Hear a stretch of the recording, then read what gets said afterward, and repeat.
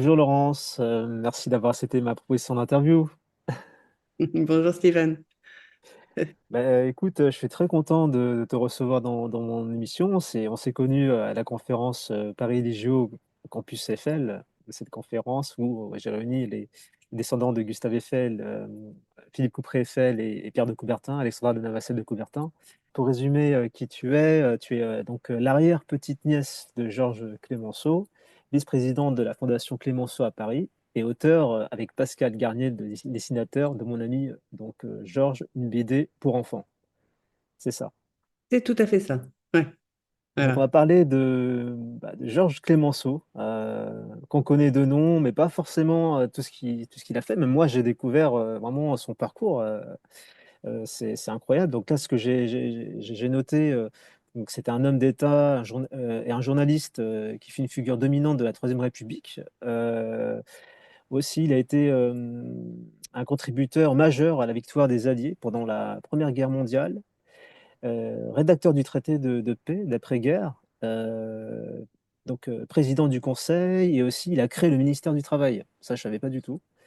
Donc on va en parler voilà, au fur et à mesure. Donc pour commencer, Laurence, première question que j'aimerais te poser, qui est Georges Clemenceau?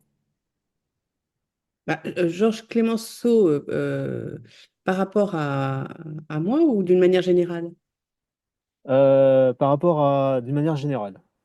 Ah, bah pour moi, c'est un grand homme d'État. Voilà. Ça c'est. Voilà. En fait, je suis pour la simplicité des phrases. Oui, oui, Je, je, c'est ce qu'on veut. je Exact. trouve que il y en a si peu que. Voilà. Il y en a eu. Enfin, il y a eu grand homme d'État, Napoléon, Clemenceau, De Gaulle. Voilà, ou Churchill. Mais voilà, enfin, dans mon esprit, je ne suis pas historienne, hein, je le rappelle. Donc, pour toi, quels sont les aspects de l'héritage de Georges Clemenceau qui t'inspirent le plus dans ta vie personnelle et professionnelle? Le courage et la ténacité. Alors, le courage, parce que quand j'étais petite, j'étais fascinée par cet article J'accuse dans l'Aurore, qui était le journal qui appartenait à Georges Clemenceau. Il avait trouvé ce titre pour l'article de son ami Émile Zola et qui dénonçait de fausses accusations contre le capitaine Dreyfus.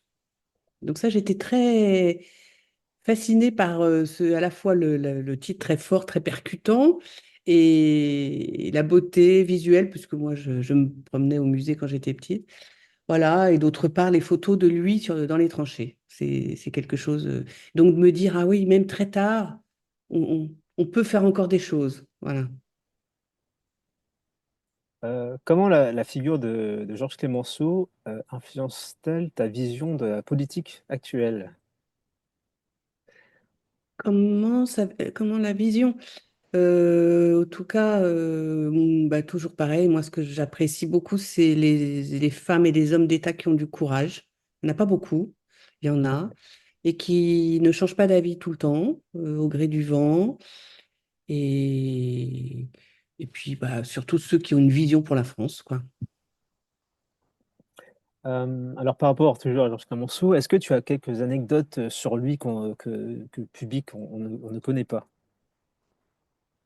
Le fait que ma grand-mère, qui était donc sa nièce, et qui a eu Georges Clemenceau comme témoin de son mariage, en parlait beaucoup, avec beaucoup d'admiration. Bon, ça, c'était le bon côté. L'autre côté, c'est que j'en entendais parler un peu trop tout le temps en famille. Et voilà. Et sinon, je sais aussi qu'il aimait beaucoup, beaucoup son plus jeune frère, Albert, donc le père de ma grand-mère, et qui s'en occupait beaucoup, jeune. Il l'a beaucoup accompagné dans ses études comme un fils, quoi. Voilà, entre autres. Quand tu parles de Georges Clemenceau à des personnes, généralement, les personnes à qui tu parles, ils connaissent son histoire ou comment ils réagissent en fait quand tu parles de lui? Alors, il n'y en a pas tant que ça. qu'ils le connaissent. Alors déjà, j'en parle jamais. C'est-à-dire, D'accord. je, j'ai commencé à en parler quand j'ai fait cette bande dessinée. Mais Ah oui, sinon, moi, je suis pas dans ce milieu-là, donc dans le domaine historique ou quoi. Je suis dans la communication, ce qui n'a rien à voir. Donc les gens ne le savent pas et moi, ça m'allait très bien. Là maintenant, je commence à en rencontrer et parfois je vois l'admiration dans leur regard. d'accord. Et moi, je leur réponds, je n'y suis pour rien, mais je suis là, je commence à comprendre. Voilà, et là, ceux-là, ils connaissent l'histoire. Par rapport à de toute façon, ça va être lié par rapport aux prochaines questions que je vais te poser, mais par rapport aux jeunes, à la jeunesse, quelles sont les valeurs de Georges Clemenceau qu'il est important de transmettre à la future génération? Bah, pour moi, pour les jeunes, c'est la justice et le courage. Et ça, c'est les plus importantes, vraiment. Et après, l'amitié, euh, puisqu'il a comme exemple son amitié avec Claude Monet, Ah, peintre voilà, qui a peint les nymphéas. Et c'est grâce à Clémenceau que les nymphéas sont exposés à l'Orangerie à Paris. Et intéressant.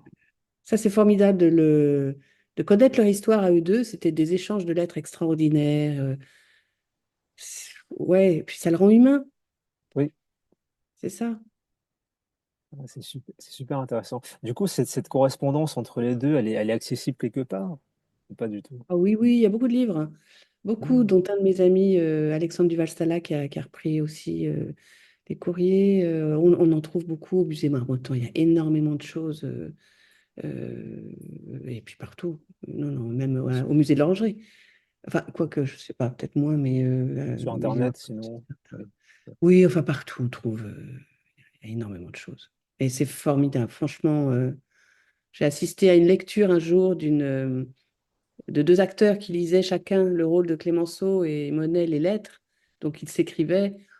C'était d'une émotion extraordinaire, vraiment. Mais il y a eu des pièces, même une pièce de théâtre Ah. avec Claude Brasseur. C'était très bien aussi. Mm. Comment tu perpétues du coup sa mémoire, la mémoire de Georges Clemenceau? Bah, j'ai pas cherché trop à la perpétuer. C'est l'histoire qui a fait que j'ai fait une bande dessinée pour justement expliquer aux jeunes, jeunes de 8 à 12 ans son histoire de manière synthétique. Et parce que je voyais qu'il n'y avait pas d'ouvrage pour ces âges-là.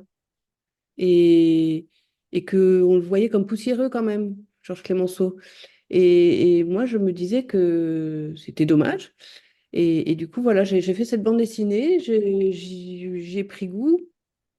Moi, je suis directrice artistique dans la communication, donc j'ai appliqué ce que je faisais dans mon métier pour des produits, j'ai appliqué à l'humain, donc expliqué en très très peu d'images et de textes, donc 16 pages, toute une vie. Et, euh, et c'est ça qui me plaît, enfin en tout cas ça m'a plu de le faire. C'était pas un exercice facile, mais et là, je me suis dit, c'est formidable, parce que j'avais les codes pour le faire. Je savais comment, de par mon métier, mais je me suis dit, voilà, je veux donner envie d'avoir envie de mieux le connaître, mais pas leur donner trop d'infos, parce que c'est trop après. Ouais, C'est tout ce que font les historiens, moi, j'y arrive pas. Donc, euh, donc voilà, puis après, j'ai décliné. d'accord. J'ai rencontré la conservatrice du musée de la police, où j'ai fait donc mon ami Louis Lépine, qui était un préfet de police, où voilà, j'ai découvert vraiment un homme d'État aussi extraordinaire, hein. Il a fait beaucoup, beaucoup de choses, on ne se rend pas compte, mais c'est grâce à lui qu'il y a le je sais pas, déjà des passages cloutés, Ouais, euh, enfin des camions de pompiers avec des échelles très très longues, ce qui n'existait pas avant parce qu'il y avait beaucoup beaucoup d'incendies à l'époque. c'est vrai. Il a fait le sens giratoire au niveau de l'étoile. Enfin, il a fait plein de petites choses enfin, non, petites et grandes choses enfin bon, il faut lire, mais vraiment, il a fait beaucoup pour la police. C'était à l'époque de de la police scientifique. Enfin, c'était tout le début. Et voilà. Et puis le concours Lépine, évidemment. Mais voilà, et puis c'était. En fait, j'ai vu à quel point moi-même je découvrais quelqu'un. Et de fil en aiguille, j'en ai fait d'autres et je suis devenue éditrice. Donc, Claude Monet, Victor Hugo, euh, Pierre de Coubertin. C'est là où j'ai rencontré Alexandra de Navacelle, absolument charmante et surtout son aïeul. Alors là, franchement, j'étais incroyablement étonnée de découvrir la vie de cet homme qui, lui, c'est un idéaliste extraordinaire qui a vraiment alors, des valeurs, des valeurs, des valeurs.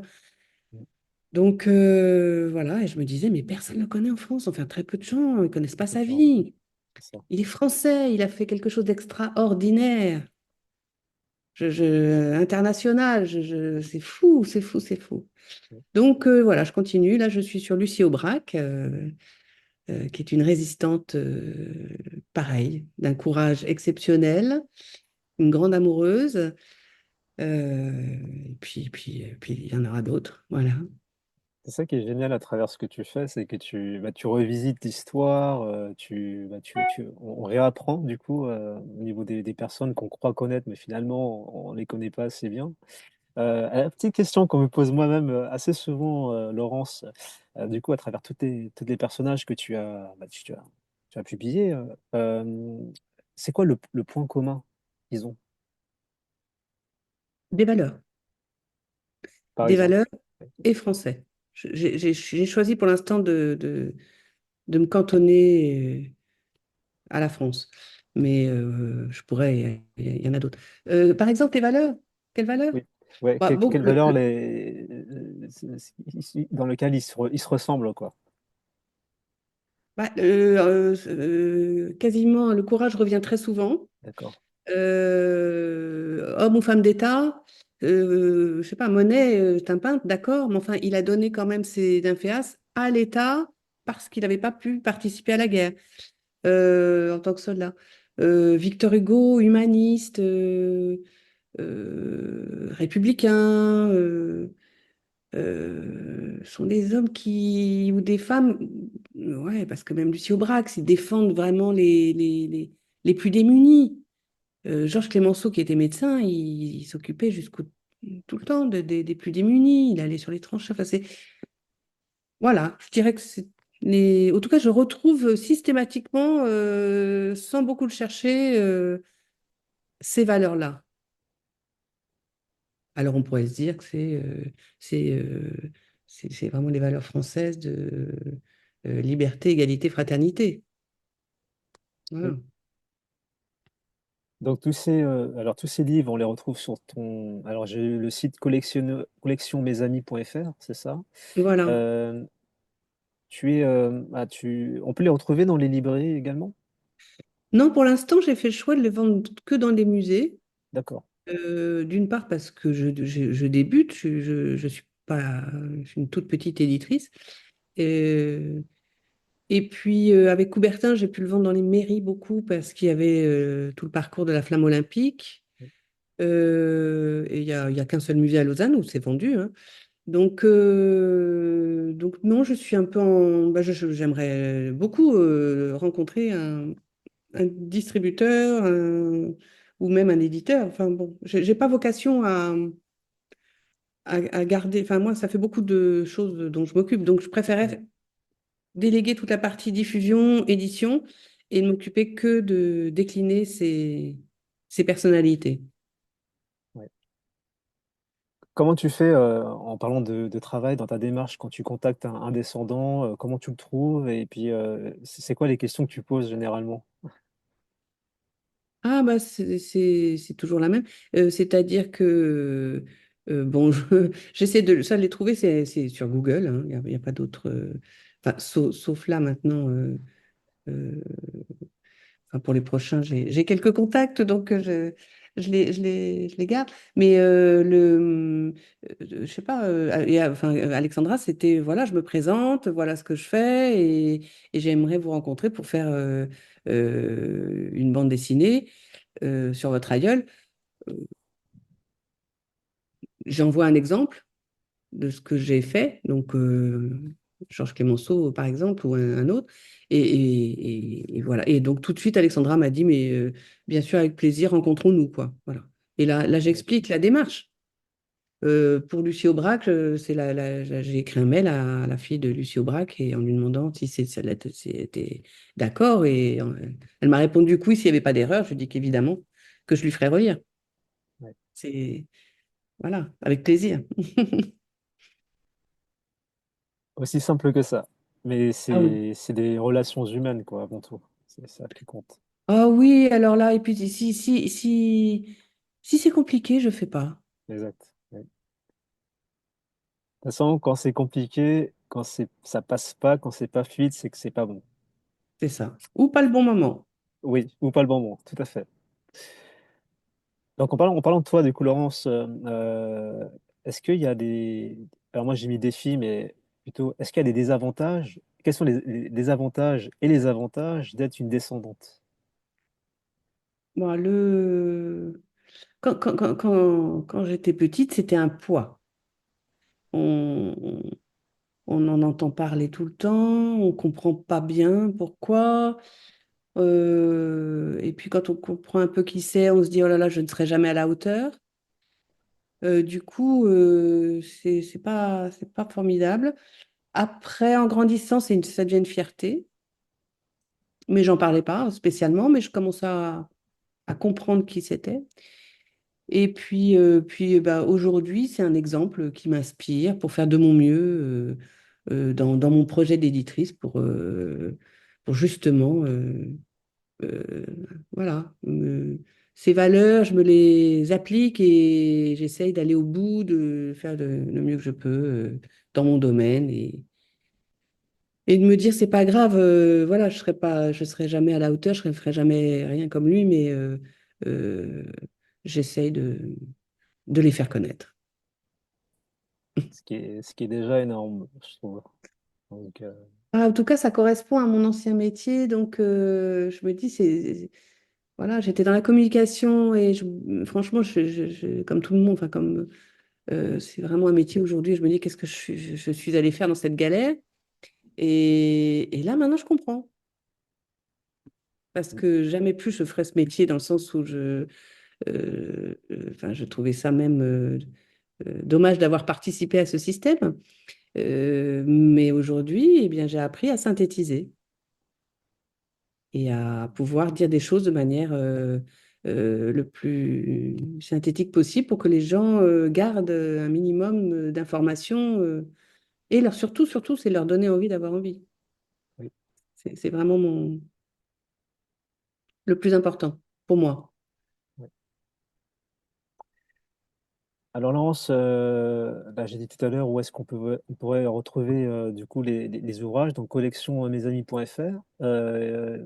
Oui, Est-ce qu'il y c'est a un autre lien? collection. Ouais.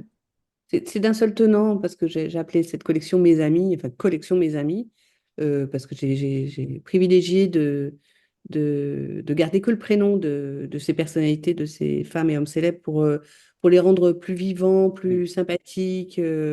Voilà, sinon, on- voilà, plus accessible. Et du coup, c'est d'un seul tenant, collection Mes Amis, point, tu l'as sous les yeux. point .fr, c'est ça. .fr, voilà.